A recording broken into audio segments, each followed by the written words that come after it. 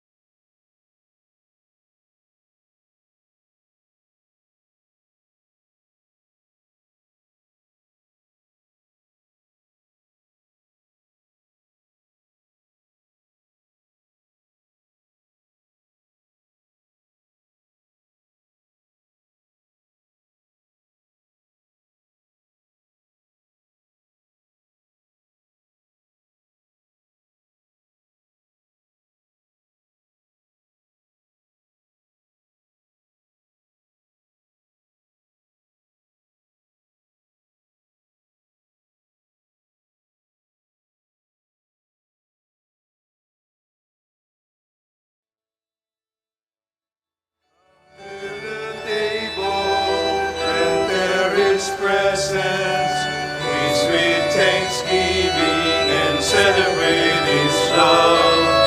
Come to the table, enter His presence, with thanksgiving and celebrate His love. This is the house of the Lord. The gates are open wide. Sinners and saints, strong and faint, oh, welcome to come inside. Come to the table, enter His presence, peace with thanksgiving and celebrate His love. Come to the table, enter His presence, peace with thanksgiving and celebrate His love. This is the table of the Lord. His banquet satisfies. Food for the soul, it makes us whole. One body now arise. Come to the table, enter His presence, feast with thanksgiving and celebrate His love. Come to the table, enter His presence, feast with thanksgiving and celebrate His love. In the name of the Father, and of the Son, and of the Holy Spirit, Amen. the grace of our Lord Jesus Christ, and the love of God, and the communion of the Holy Spirit be with you all. And with your spirit. My dear sisters and brothers, to prepare ourselves to celebrate these sacred mysteries, let us first acknowledge how valuable we are before the Lord. We remember His great love for us, and likewise say sorry for the many times when we have forgotten this truth. That's why we sin. You were sent to heal the contrite of heart. Lord, have mercy. Lord, have mercy. You came to call sinners. Christ, have mercy. Christ, have mercy. You are seated at the right hand of the Father to intercede for us. Lord, have mercy. Lord, have mercy. May Almighty God have mercy on us, forgive us our sins, and bring us to everlasting life. Amen. Gloria in excelsis Deo.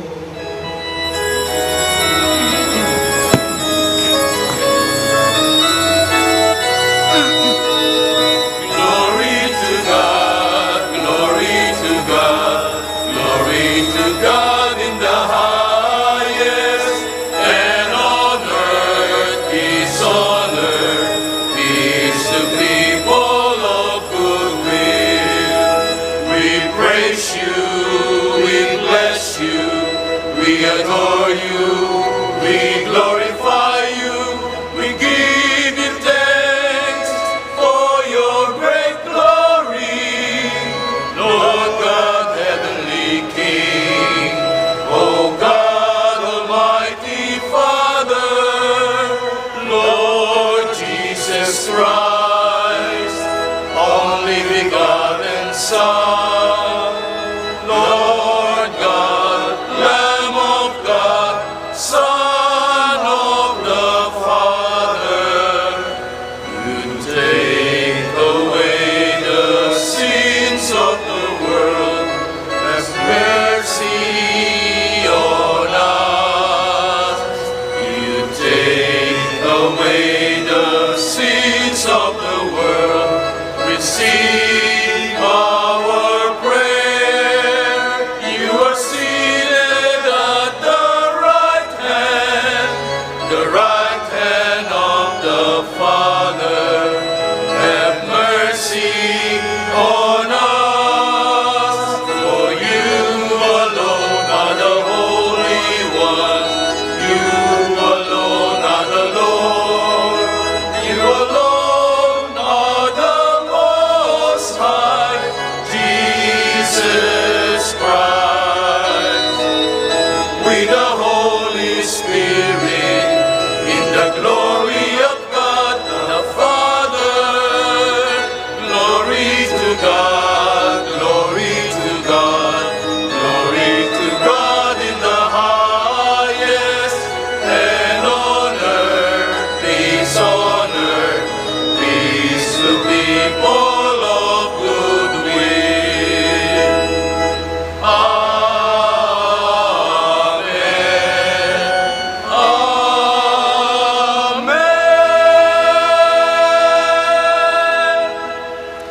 Let us pray. O God, who founded all the commands of your sacred law upon love of you and of our neighbor, grant that, by keeping your precepts, we may merit to attain eternal life. Through our Lord Jesus Christ, your Son, who lives and reigns with you in the unity of the Holy Spirit, God forever and ever. Amen.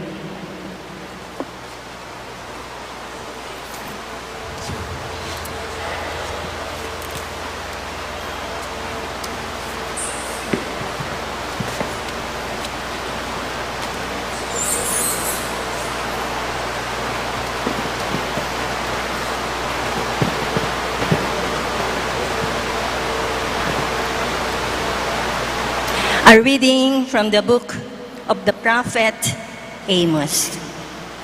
Hear this, you who trample upon the needy and destroy the poor of the land. When will the new moon be over, you asked, that we may sell our grain, and the Sabbath, that we may display the wheat? We will diminish the ephah, add to the shekel, and fix our scales for cheating. We will buy the lowly for silver, and the poor for a pair of sandals. Even the refuse of the wheat we will sell. The Lord has sworn by the pride of Jacob, never will I forget a thing they have done. The word of the Lord. Thanks be to God.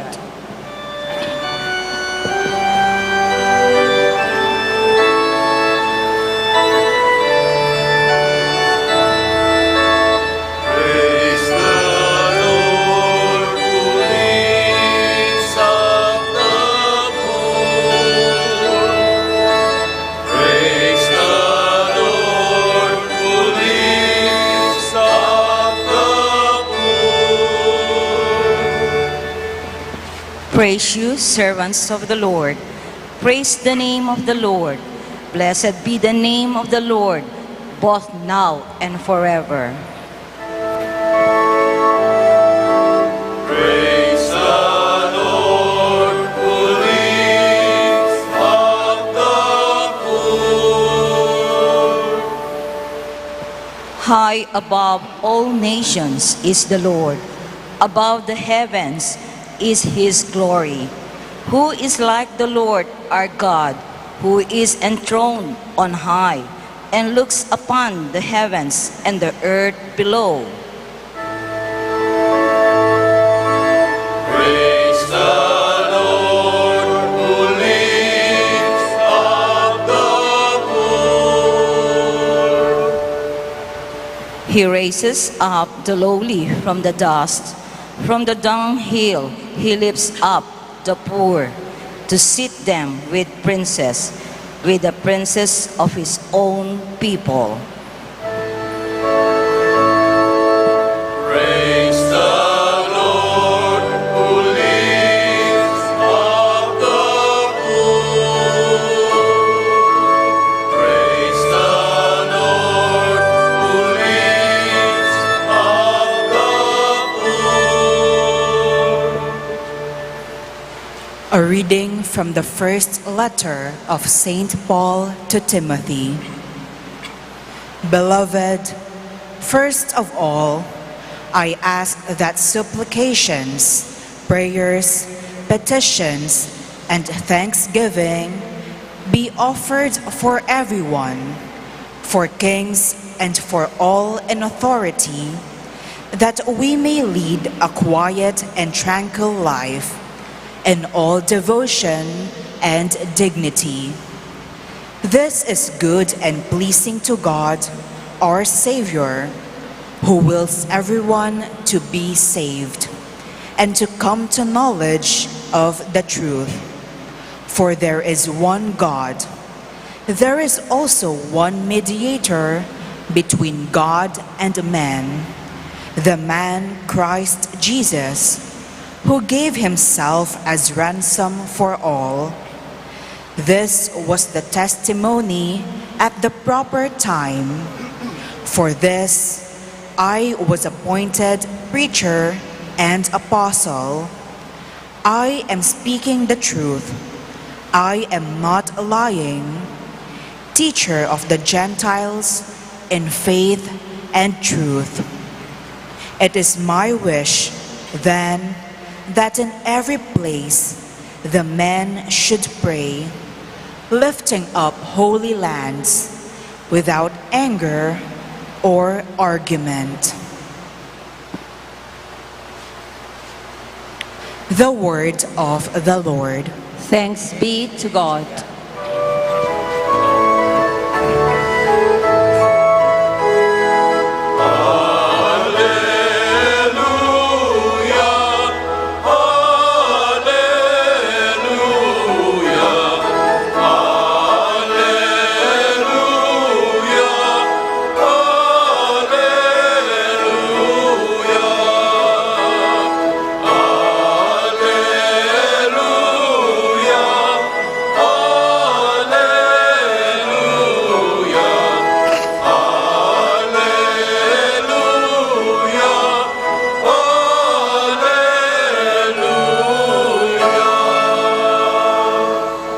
Though our Lord Jesus Christ was rich, he became poor so that by his poverty you might become rich.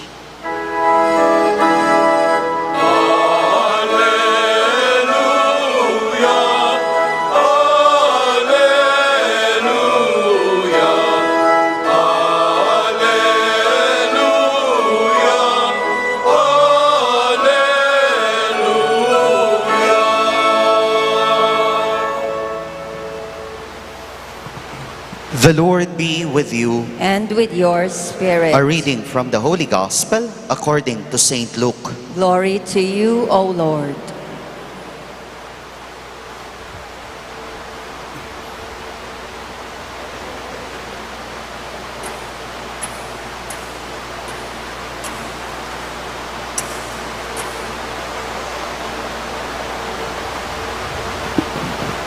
Jesus said to his disciples, a rich man had a manager who was reported to him for dissipating his property. He summoned him and said, "What is this I hear about you? Give me an account of your service, for it is about to come to an end." The manager thought to himself, "What shall I do next? My employer is sure to dismiss me. I cannot dig ditches. I am ashamed to go begging. I have it. Here is a way to make sure that people will take me into their homes when I am let go." So he called in each of his master's debtors and said to the first, "How much do you owe my master?" The man replied, 100 jars of oil." The manager said, "Take your invoice, sit down quickly and make it 50. Then he said to a second, "How much do you owe?" The answer came, 100 measures of wheat. And the manager said, "Take your invoice and make it 80. The owner then gave his devious employee credit for being enterprising. Why? Because the worldly take more initiative than the otherworldly when it comes to dealing with their own kind. What I say to you is this: make friends for yourselves through your use of this world's goods, so that when they fail you, a lasting reception will be yours. If you can trust a man in little things, you can also trust him in greater, while anyone unjust is a slight matter. In a slight matter is also unjust in greater. If you cannot be trusted with elusive wealth, who will trust you with lasting? And if you have not been trustworthy with someone else's money, who will give you what is your own? No servant can serve two masters. Either he will hate the one and love the other, or be attentive to the one and despise the other. You cannot give yourself to God and money.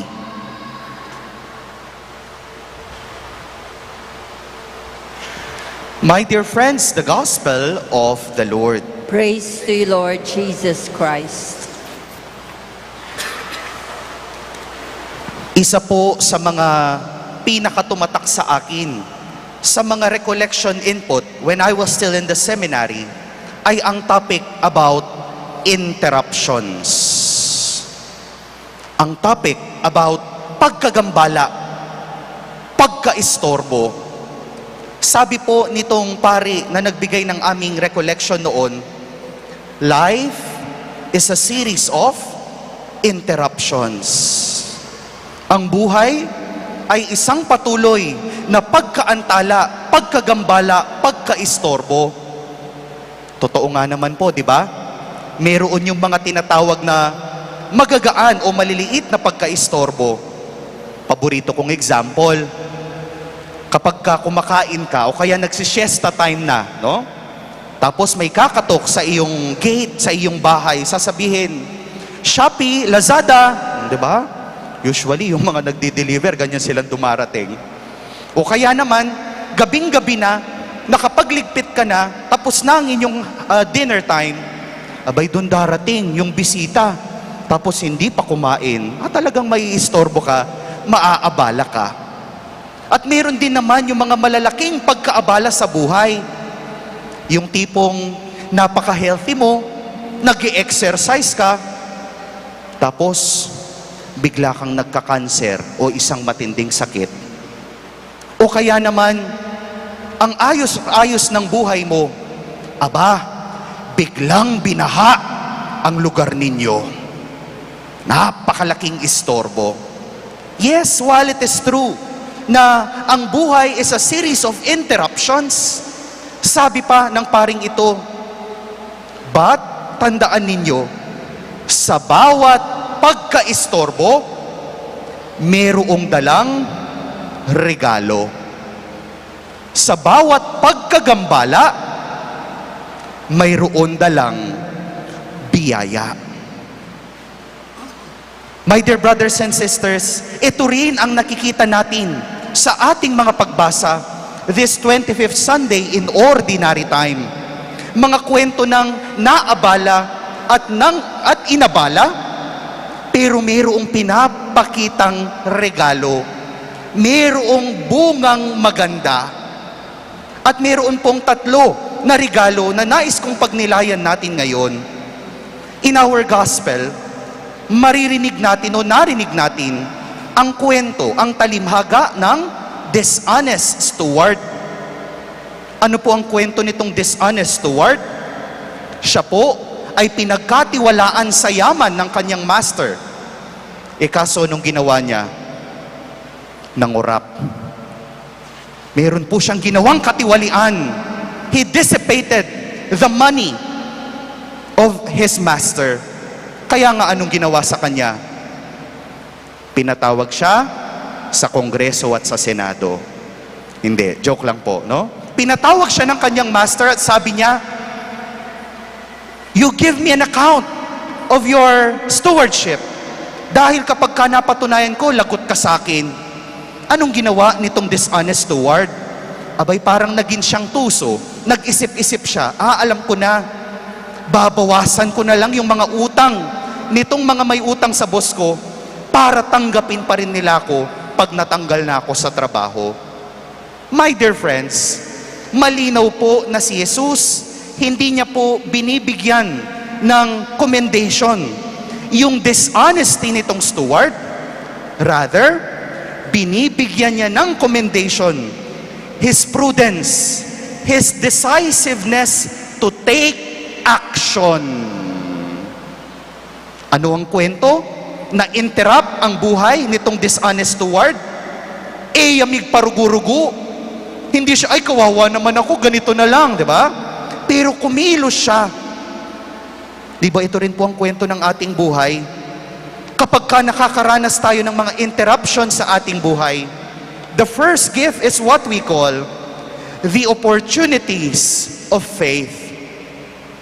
Ang bawat pagkagambala ay pagkakataon upang lumalim ang ating pananampalataya.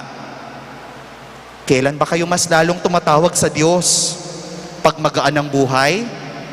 Pagka masarap ang lahat? Pagka masaya ka? Hindi ba mas lumalapit tayo sa Diyos pagka nakakaranas tayo ng mga interruptions? At sana wag lang tayong lumapit sa Kanya, kundi tayo'y higit na kumapit sa Kanya. The first gift is what we call opportunities of faith. The second gift, makikita natin ito sa ating unang pagbasa from the book of the prophet Amos. Ano po ang narinig natin sa ating first reading? The prophet Amos castigates those who are thinking more of their prophet more than thinking of the needs of their neighbors. Yung inuuna, yung kanilang kita kaysa sa kapakanan ng kanilang kapwa. The prophet Amos interrupted their lives. Sabi niya, hoy, pansinin nyo naman, bigyan nyo naman ng pansin itong mga mahihirap. Sa mga nangyayari po ngayon sa ating sosyedad, sa ating pamahalaan, sigurado po na interrupt yung buhay nitong mga gumagawa ng katiwalian. Pero tayo kaya, magandang tanungin ng ating sarili, ako rin ba'y na-interrupt o wala lang akong pakialam sa nangyayari? Kapag ka ikaw ay na-interrupt ng isang tao, lalong-lalo na yung taong nangangailangan, the second gift of interruptions is what we call privileges to love. Mga pribilehyo upang lumalim ang pag-ibig mo. Kamakailan lamang po nakaranas ako na nilooban yung aking presbytery doon sa sakop. At hulaan niyo po sino yung nanloob sa aking presbytery. Ito'y walang iba kundi yung mismong security guard namin. Nainis ako, nagalit ako. I was interrupted. Akala ko nagbabantay ito, ngayon pala bantay sa lakay. Pero you know, my dear brothers and sisters, this incident helped me to deepen my love. Yes, syempre tinanggal siya sa trabaho, pero I decided, wag na siyang kasuhan. Pero hinabilin ko siya sa agency namin. Sa ating ding buhay, mga ganyan. Kapag ka lumapit ang anak mo, Mami, pwede bang patulong? Mami, Daddy, pwede bang tulungan mo ko sa assignment ko? Huwag niyo sanang sabihin, huwag kang ang istorbo. This is an opportunity to be interrupted. And this interruption gives you privilege to love.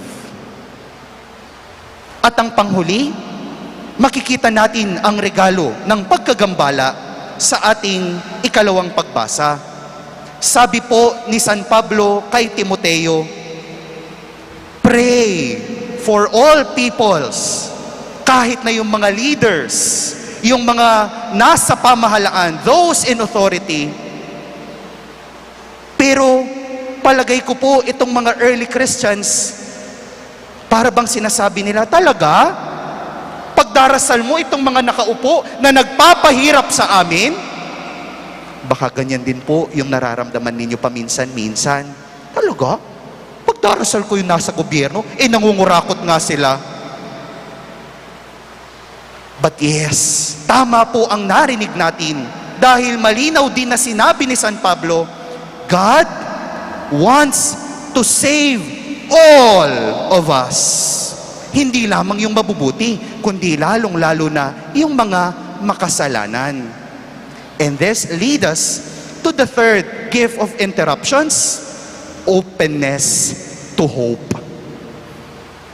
Kahit na po yung mga interruptions niyayanig yung buhay natin, ito ring mga interruptions na ito ay nagbubukas sa atin sa bagong pag-asa, sa panibagong pagkakataon, sa panibagong maliwanag na bukas. My dear friends, sa mga nangyayari po ngayon sa ating bansa, yes, we are interrupted. Naiinis tayo sa mga korupsyon na ito. Pero sana alalahanin ninyo, ipagdasal pa rin natin sila dahil hindi po lahat ng mga nasa gobyerno kurakot. Meron din pong mga mabubuting tao at mga tapat maglingkod. Sila po ay pag-asa, pero hindi lang sila, kundi tayo rin dahil tayo ang pipili at magluluklok sa kanila. My dear friends, kung pagsasama-samahin itong mga regalo ng pagkaantala, opportunities of faith, privileges to love, and openness to hope, makakabuo tayo ng opo.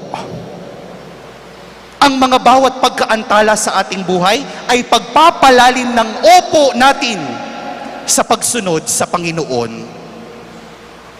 Kaya nga ang tanong sa atin ngayon, meron ka bang pinagdaraanan na interruption sa iyong buhay? Huwag agad magreklamo, huwag paghinaan ng loob, huwag agad sumuko. Kundi nawa, itanong natin sa Panginoon, anong regalo ang ibinibigay mo sa akin? Is it the opportunities of faith, privileges to love, or openness to hope? Amen.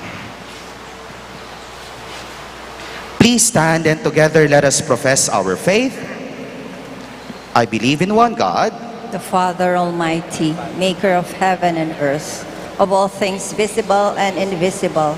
I believe in one Lord Jesus Christ, the only begotten Son of God, born of the Father before all ages, God from God, light from light, true God from true God, begotten, not made, consubstantial with the Father.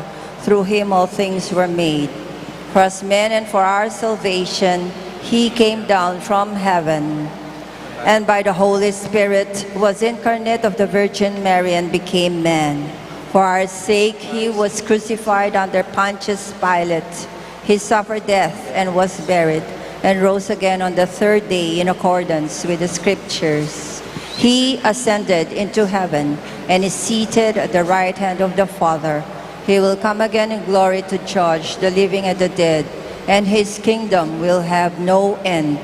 I believe in the Holy Spirit, the Lord, the giver of life, who proceeds from the Father and the Son, who with the Father and the Son is adored and glorified, who has spoken through the prophets.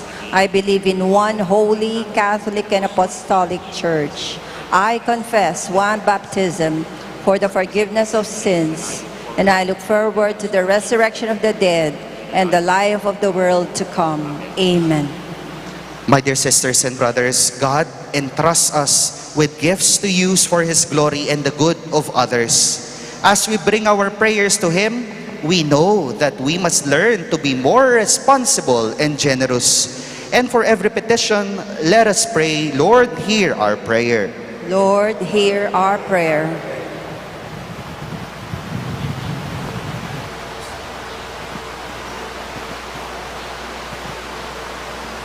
For the Catholic Church in our social ministry to the poor of this world, let us pray to the Lord. Lord, hear our prayer. For those nations where the poor cry out for bread and justice, let us pray to the Lord. Lord, hear our prayer. For people who are obsessed with the love of money, let us pray to the Lord. Lord, hear our prayer. For single-minded love of God and compassion for the needy in our community, let us pray to the Lord. Lord, hear our prayer. That those who have died and passed into life eternal, let us pray to the Lord. Lord, hear our prayer. We now pray for our own intention. Let us pray to the Lord. Lord, hear our prayer.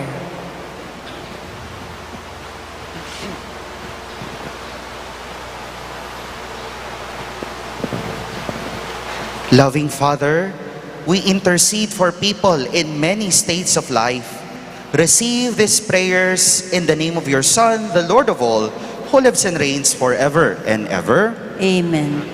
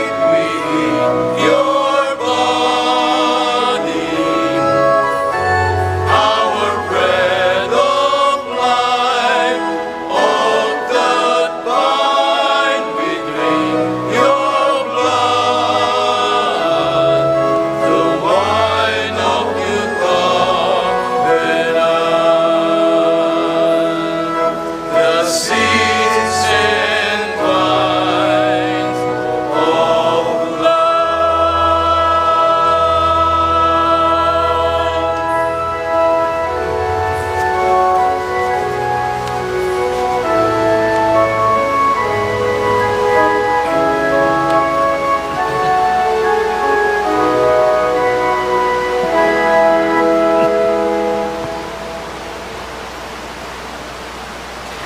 Pray, my dear sisters and brothers, that our sacrifice may be acceptable to God, the Almighty Father. May the Lord accept the sacrifice at your hands for the praise and glory of his name, for our good and the good of all his holy church. Receive with favor, O Lord, we pray, the offerings of your people, that what they profess with devotion and faith may be theirs through these heavenly mysteries, through Christ our Lord. Amen. The Lord be with you. And with your spirit, Lift up your hearts. we lift them up to the Lord. Let us give thanks to the Lord our God. It is right and just. It is truly right and just, our duty in our salvation, always and everywhere to give you thanks, Lord, Holy Father, Almighty and Eternal God. For in you we live and move and have our being. And while in this body, we not only experience the daily effects of your care, but even now possess the pledge of life eternal. For having received the first fruits of the Spirit, through whom you raised up Jesus from the dead, we hope for an everlasting share in the Paschal mystery.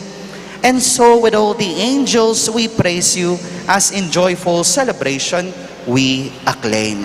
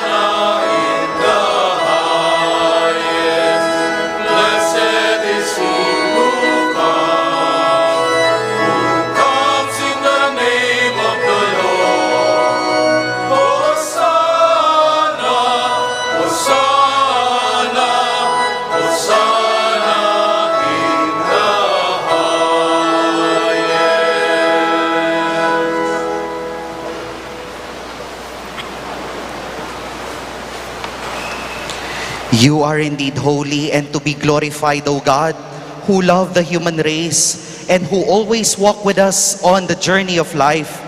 Blessed indeed is your Son, present in our midst when we are gathered by his love, and when, as once for the disciples, so now for us, he opens the scriptures and breaks the bread. Therefore, Father most merciful, we ask you that you send forth your Holy Spirit to sanctify these gifts of bread and wine, that they may become for us the body and blood of our Lord Jesus Christ. On the day before he was to suffer, on the night of the Last Supper, he took bread and said the blessing, broke the bread and gave it to his disciples, saying, "Take this, all of you, and eat of it, for this is my body, which will be given up for you."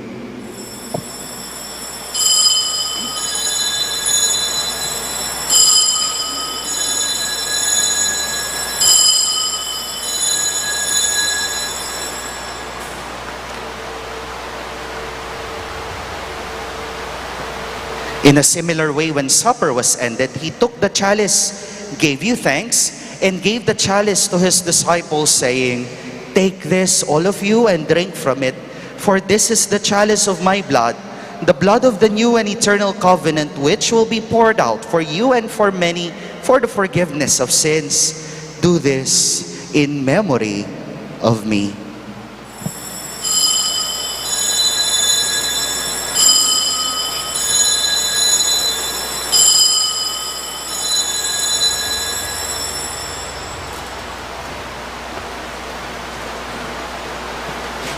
The mystery of faith.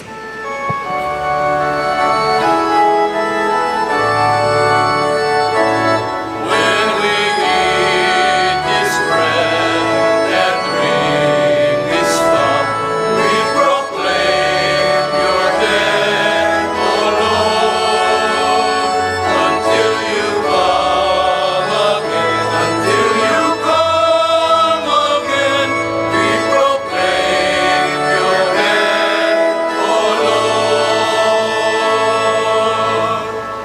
Therefore, Holy Father, as we celebrate the memorial of Christ, your Son, our Savior, whom you led through his passion and death on the cross to the glory of the resurrection, and whom you have seated at your right hand, we proclaim the work of your love until he comes again, and we offer you the bread of life and the chalice of blessings. Look with favor on the oblation of your church, in which we show forth the paschal sacrifice of Christ that has been handed on to us, and grant that by the power of the Spirit of your love, we may be counted now until the day of eternity among the members of your Son, in whose body and blood we have communion. Bring your church, O Lord, to perfect faith and charity, together with Leo, our Pope, and Florentino and Pasiano, our bishops, with all the bishops, priests, deacons, religious, and the entire people you have made your own. Open our eyes to the needs of our brothers and sisters. Inspire in us words and actions to comfort those who labor and are burdened. Make us serve them truly after the example of Christ and at his command. And may your church stand as a living witness to truth and freedom, to peace and justice, that all people may be raised up to a new hope. Remember our sisters and brothers who had fallen asleep in the peace of your Christ, and all the dead whose faith you alone have known. Admit them to rejoice in the light of your face, and in the resurrection, give them the fullness of life. Grant also to us, when our earthly pilgrimage is done, that we may come to an eternal dwelling place and live with you forever, there in communion with the Blessed Virgin Mary, Mother of God, with Blessed Joseph, her spouse, with the blessed apostles, especially Saint Matthew, and martyrs, and with all the saints. We shall praise and exalt you through Jesus Christ, your Son. Through him and with him and in him, O God, Almighty Father, in the unity of the Holy Spirit, all glory and honor is yours forever and ever.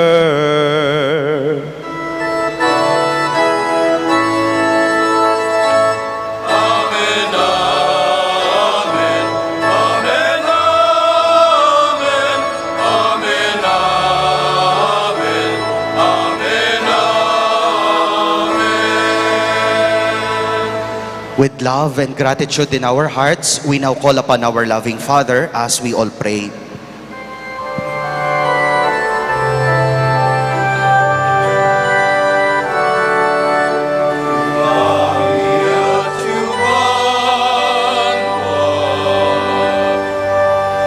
Isang manying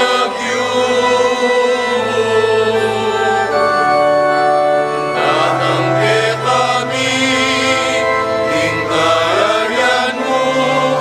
di pangingkaning lumu. Ketikiyatu aking banwa, di pangingkaning lumu. Hingga kanan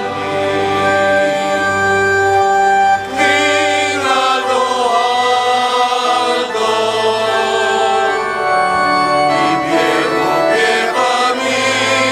ibiemu ke kami,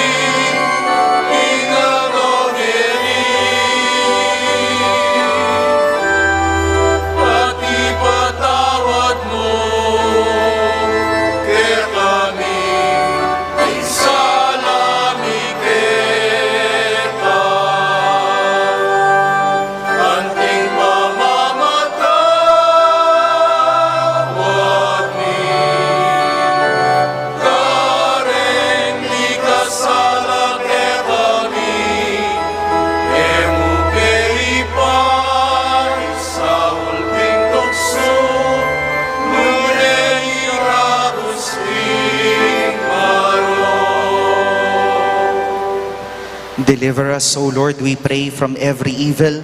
graciously grant peace in our days, that by the help of your mercy we may be always free from sin and safe from all distress, as we await the blessed hope and the coming of our Savior, Jesus Christ. For the kingdom, the power, and the glory are yours, now and forever. Almighty Father, our Lord Jesus Christ said to his apostles, "Peace I leave you, my peace I give you.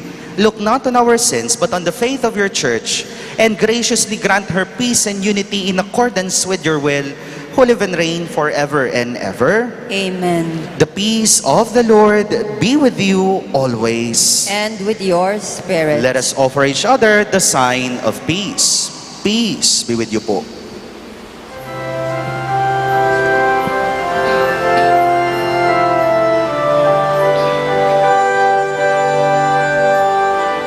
Lamb of God, you take away the sins of the world. Have mercy on us. Have mercy on us. Lamb of God, you take away the sins of the world. Have mercy on us. Have mercy on us. Lamb of God, you take away the sins of the world. Grant us peace.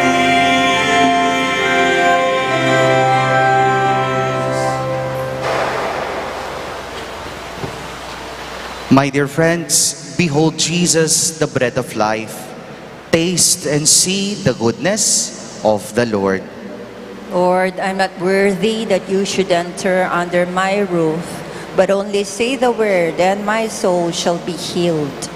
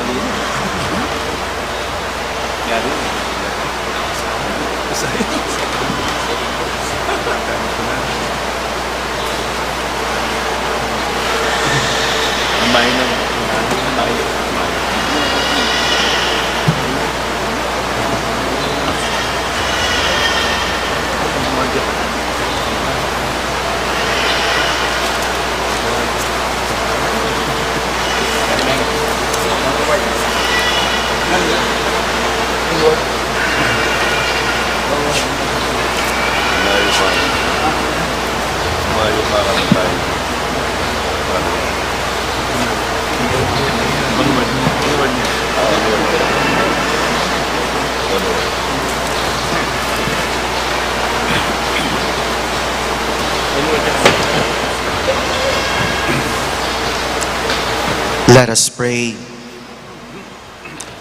Graciously raise up, O Lord, those you renew with this sacrament, that we may come to possess your redemption both in mystery and in the manner of our life. Through Christ our Lord. Amen. Kindly be seated for some announcements. October Triple Fiesta Mass Sponsorship. Sa darating na Setyembre 29, 2025, unang araw ng Triduo, parangal sa mga anghel na tagatanod, atin sisimulan ang October Triple Fiesta celebrations dito sa ating parokya. Sa mga nagnanais na maging mass sponsors, maaari po kayong pumunta sa ating opisina o kaya lumapit sa mga CGC para sa ating mass sponsorship forms. Ibigay lamang ang ating mga donasyon sa ating opisina para maisyuhan ng resibo. Pangalawa, there will be second collection. Magkakaroon po tayo ngayon ng second collection para sa Veritas Mass Media at Indigenous People. Ang inyo pong donasyon ay makakatulong sa pagpapalaganap ng mabuting balita sa buong Pilipinas at pag-aaral at pagkalinga sa lahat ng mga mahihirap na bata sa buong mundo at mga indigenous people. Maraming salamat po.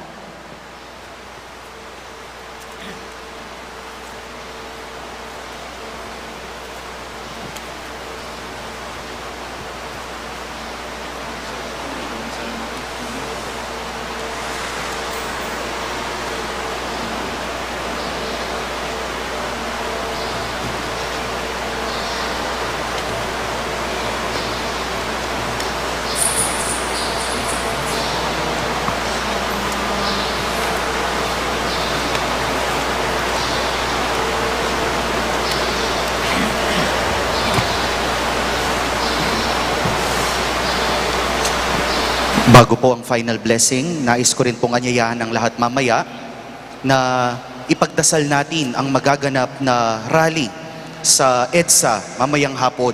Nawa, hindi ang kagustuhan ng kanino mang politiko o partido ang mangibabaw, kundi mangibabaw ang kabutihan at ang katarungan ng Diyos para sa ikabubuti ng lahat. Please stand. The Lord be with you. And with your spirit. Please bow down for the blessing.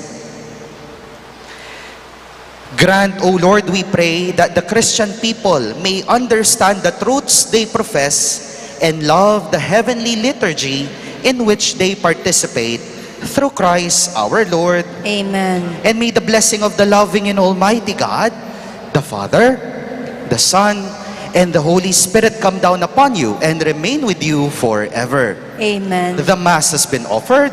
Go now in peace. Thanks be to God.